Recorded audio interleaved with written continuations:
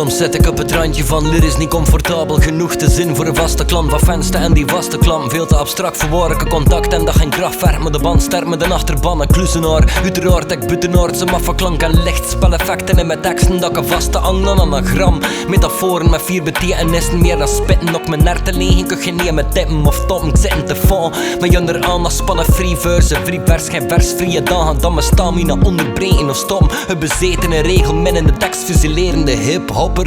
Ik weet de gevoelige snoren te manipuleren. Uit het niet naar maximum accelereren. Kan balleren iedere regel in de lyrische microfilm. Voordat ik hem op de mesh losloten. Al is dat niet zo chill voor iedereen. Ik zit just mezelf en het moment is afhankelijk van factoren zonder equivalent in een ver verleden. Een nieuwe combinatie ondergeven aan de situaties waarom dat we eens moeten overleveren. Ik maak een praktisch periodiek met pen en papier en pivoteren met mijn punchlines. Een pionier op vlak van verbalisme.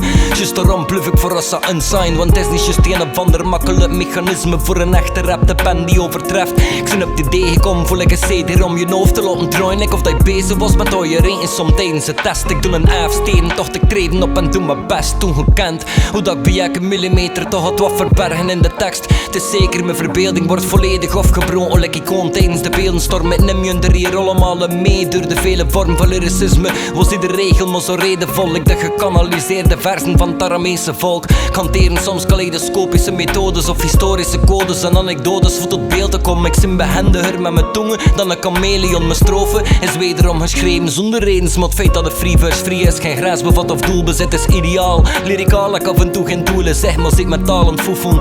Zit mentaal aan het roedelen, zit het al aan het onderzoeken. Omdat sowieso mijn roeping is voor letters om akkoord te brein. Ik zin een regelrechte regel, zet de rapper retorische spiegelvechter. En soms kom ik de bar uit pleit. Soms treed ik echter in de zone voor te schrijven en manifesteer ik rare tijden. Vanuit mijn pettenflat, uitgediept pen en vet plaatst op mijn canvas. Unaniem vet gemeste tracks trekken zelden genoeg aandacht. Etje sketch muralist, zet me op de ramblas. Ik van al die pseudo-kunstenaars van de atlas. Lucratief in mijn sutras en mijn mantras. Pluralist, educatief en tegelijkertijd fan van die oldschool boom bap vibe. Dat is mijn verbandschap.